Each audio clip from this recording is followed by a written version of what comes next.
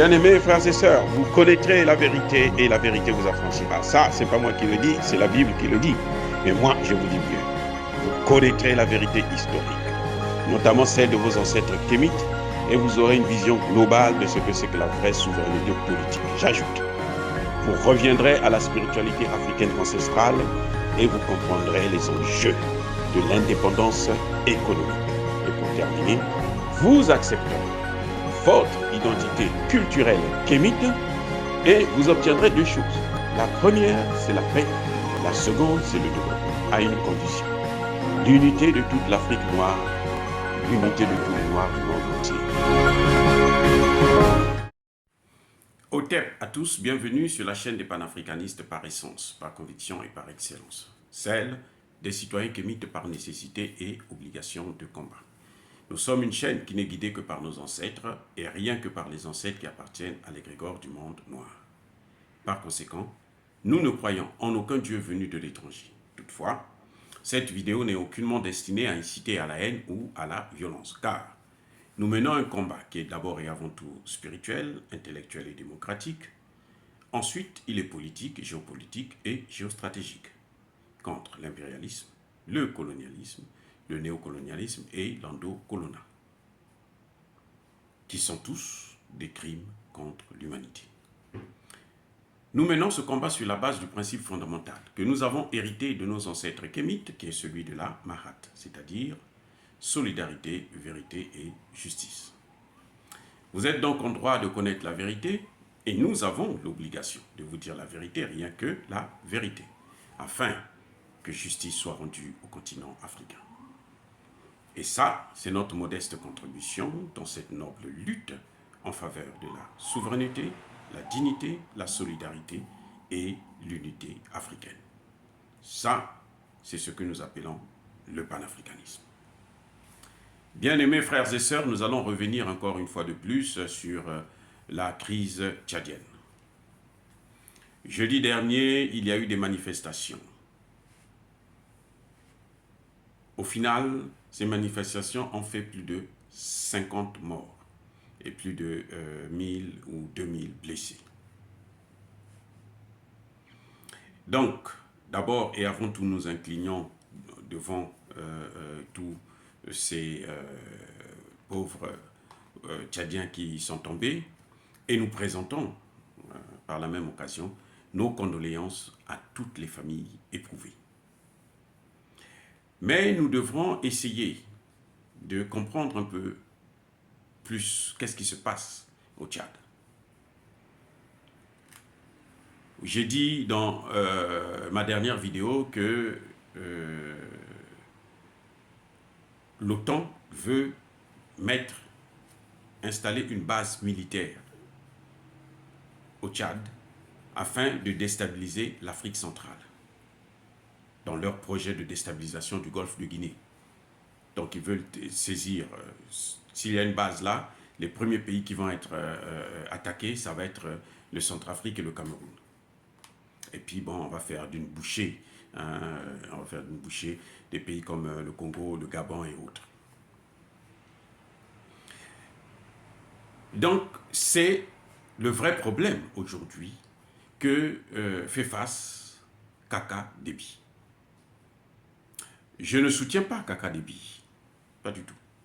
Mais j'essaie de réfléchir un peu pour savoir qu'est-ce qui est mieux pour l'Afrique. Qu'est-ce qui est mieux pour le Tchad et pour les Tchadiens? Voulons-nous avoir une opposition telle que celle de Succès Masras au pouvoir, qui va faire exactement ce que Alassane Ouattara a fait de la Côte d'Ivoire, qui est aujourd'hui un pays livré aux Occidentaux, livré à la France, livré aux États-Unis, livré au Canada et autres. Les terres sont vendues, on est en train de, ils sont en train d'occuper le terrain. Bientôt, Abidjan ne sera plus habité par des Ivoiriens parce que la vie deviendra infernale, trop chère, et que seules les grandes firmes internationales vont occuper la capitale ivoirienne, avec le gouvernement, certainement, et puis voilà. Est-ce que c'est ça que nous voulons? pour le Tchad. Parce que quand ils viennent, le problème, ce n'est pas les faire venir. Pour les faire venir, c'est très facile. Il suffit d'avoir une signature. Mais pour les faire partir, c'est tout un problème. Nous avons vu qu'avec le Burkina Faso, le président Kaboré avait déjà entamé la procédure de changer de partenaire. Mais il n'a pas pu l'appliquer parce qu'il y avait la pression de la rue. Et ça a été, il y a eu des morts. Au Tchad, ce qui se passe, c'est que l'opposition, c'est une opposition soutenue par la France. Les rebelles, ce sont des rebelles soutenus par la France. Et Kaka Déby est soutenu par la France. Mais Kaka Déby essaie de résister sur un certain nombre de choses. Kaka Déby veut faire comme le Guinéen Doumbouya le fait. C'est-à-dire qu'on l'a amené au pouvoir et il veut changer de partenaire. Parce que le père de Kaka Déby avait déjà décidé de faire partir la base militaire française au Tchad. Du Tchad plutôt. Ah oui. Il avait déjà entamé un processus de négociation avec les autorités russes afin de bénéficier de leur expertise dans le domaine de la lutte contre le terrorisme. Et c'est sur ce point justement que Kaka Déby se trouve. C'est pour ça que j'ai dit dans une de mes vidéos qu'il se trouve à la croisée du chemin.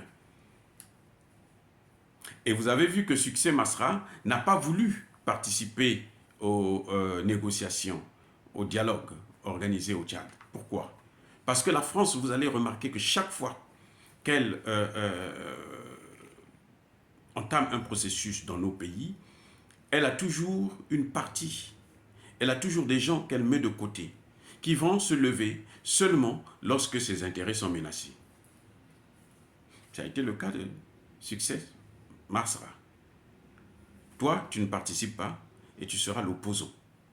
Et comme lui, il ne veut pas faire exactement ce que nous voulons, alors là, toi, tu peux réagir.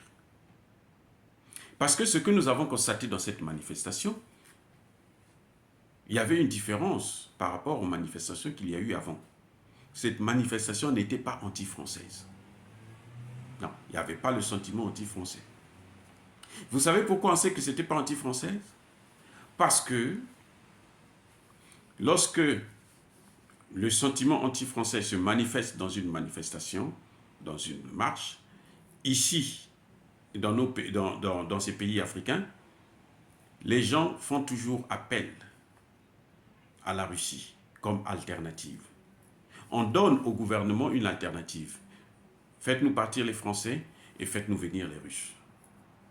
On l'a déjà vu au Tchad même. On brandit le drapeau russe. Cette fois-ci, il n'y a pas eu ça. On n'a pas brandi le drapeau russe. Donc, c'est une manifestation qui a été organisée par les Français eux-mêmes. Ça, c'est le premier élément. Deuxième élément, qui montre qu'il y a quelque chose qui ne va pas. Ah oui.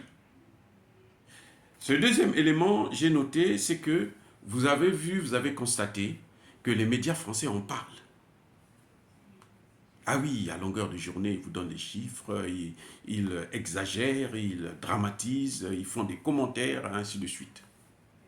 Lorsqu'ils tuaient au Mali, lorsque l'armée française bombardait à Bounti, lorsque le gouvernement malien porte plainte contre la maudite junte française, vous n'entendez pas les médias en parler. Au contraire, quand ils en parlent, c'est avec condescendance, avec mépris, avec dédain. C'est juste pour critiquer, mais le paquet. Et là, ils en parlent pour accuser, pour montrer du doigt que Kaka Déby n'est pas bon, Kaka Déby n'est pas sérieux, Kaka Déby ne respecte pas les droits de l'homme, Kaka Déby n'est pas un démocrate. Il y a eu un dialogue. Il y a eu un dialogue national. C'est Succès Masra qui a refusé de participer. À un moment donné, on avait voulu l'imposer comme Premier ministre. Je pense que les gens n'ont pas voulu. Hein. Kaka Déby n'a pas voulu avec son équipe. Parce que quand ils imposent un Premier ministre, ça va se passer comme au Mali, lorsque Mokhtar Ouane était là. C'est-à-dire que c'est ce Premier ministre-là maintenant qui est considéré, qui traite avec la France et qui demande carrément de tuer Kaka Déby. Parce qu'il veut installer une base militaire française de l'OTAN. Ce sont des éléments qui nous poussent à réfléchir. Lorsque vous voyez les médias mensonges s'attaquer à Kaka Déby comme ça veut dire qu'eux, ils ont un problème. Parce que aujourd'hui, le problème au Tchad, ce n'est pas la démocratie. Non.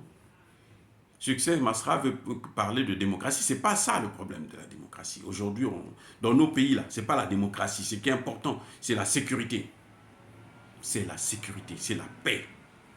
Parce qu'il n'y a pas de démocratie dans la déstabilisation.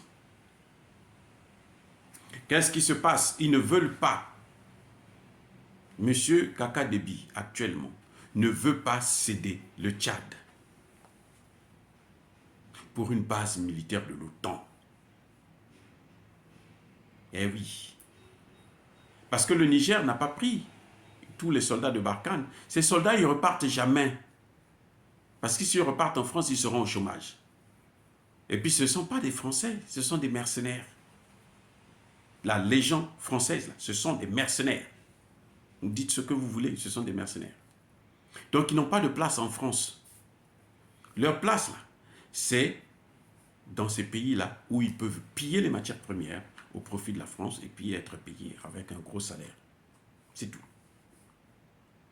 Donc, je dis ça, ce n'est pas pour soutenir Kaka Déby, mais c'est pour dire que nous devrons regarder notre copie. Je suis pour une marche au Tchad. Si le peuple tchadien, si la jeunesse tchadienne veut le départ des troupes françaises, je soutiens cette marche.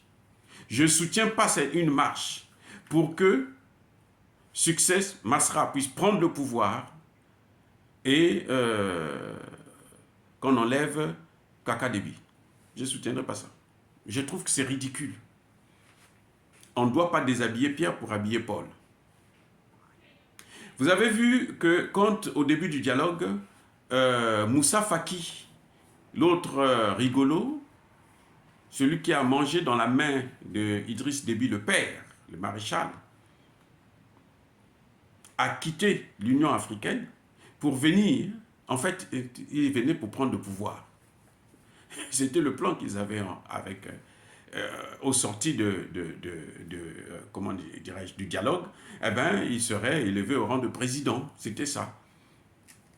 Pour les services qu'il a rendus à la France et à l'Occident, on a vu toutes les positions de la France et des pays européens et des États-Unis. Moussa Faki a toujours soutenu ses positions. Il n'a jamais posé, ne serait-ce qu'une question pour se dire, mais est-ce que, regardez au Mali, comment il a vendu le Mali aux Occidentaux. Et là, il fallait le retour à l'ascenseur. Donc, quand Moussa Faki était venu, là, c'était pour prendre le pouvoir. Il n'a pas vu. Et les Français ne sont pas contents. Eh oui, Moussa Faki a fait ses preuves. Il a sacrifié toute l'Afrique dans les mains des Occidentaux. Eh oui. Donc il fallait qu'ils viennent pour continuer à faire le travail. Parce qu'eux, ils veulent le Tchad, absolument. C'est le Tchad qui est en train d'empêcher la déstabilisation de l'Afrique centrale. Écoutez-moi bien, c'est le Tchad qui est en train de bloquer la déstabilisation de l'Afrique centrale. Par les Occidentaux, par les pays de l'OTAN. Si le Tchad tombe, l'Afrique centrale est dévastée. Et Kaka Déby, le problème qu'il a aujourd'hui, c'est le fait qu'il ne veut pas céder. Et oui. Et ils ont peur qu'il fasse venir les Russes à la rescousse. Ils ont peur. Parce qu'ils savent que si les Russes rentrent, c'est fini pour eux. Et c'est pour ça qu'ils avaient mis Succès Masra à côté. On lui a dit, toi, tu ne participes pas, parce que le moment venu, c'est toi qui vas rentrer en jeu. Ça a toujours été comme ça. Non, nous ne devrons pas commettre l'erreur de changer de débat. Le débat, ce n'est pas la démocratie. On s'en fout de la démocratie.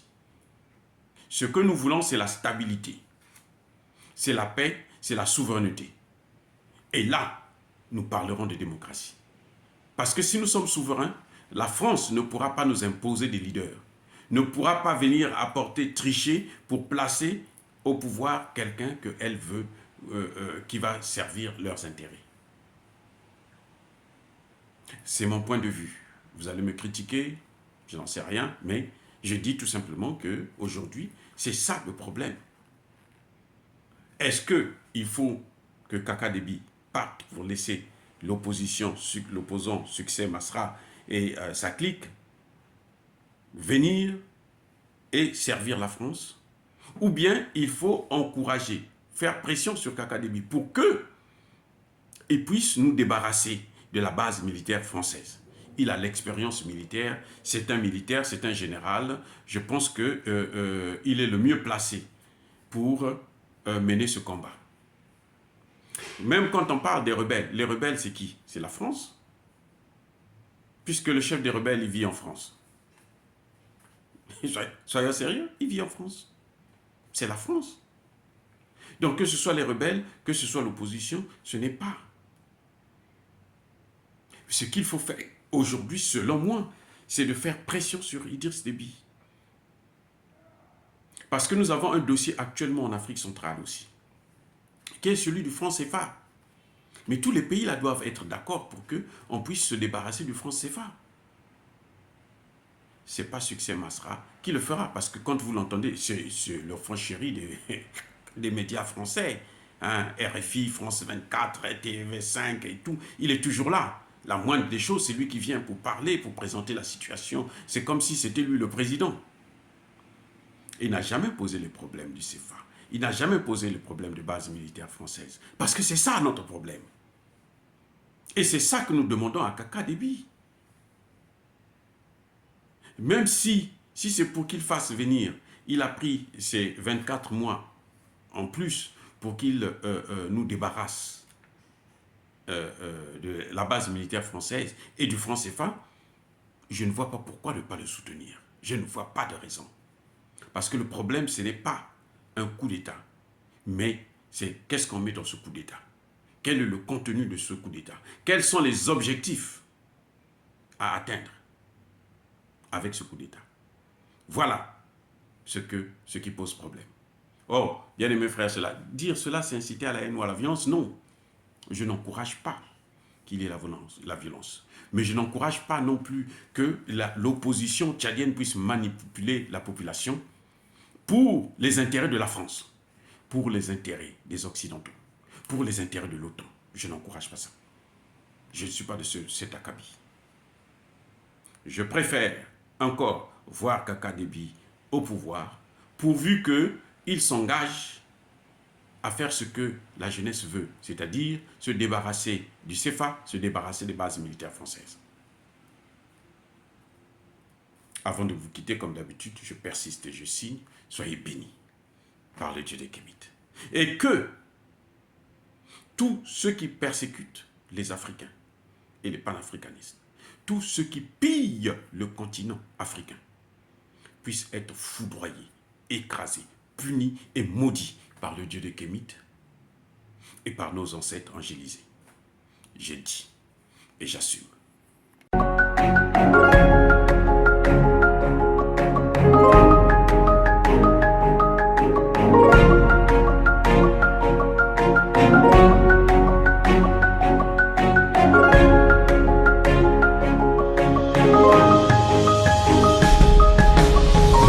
Eux, ils marchent par la foi et non par la vue. Mais moi, je vous conseille vivement de marcher par la connaissance scientifique et historique, notamment celle de nos ancêtres kémites, par les 5 sens et par l'intelligence. À vous, à Pierre.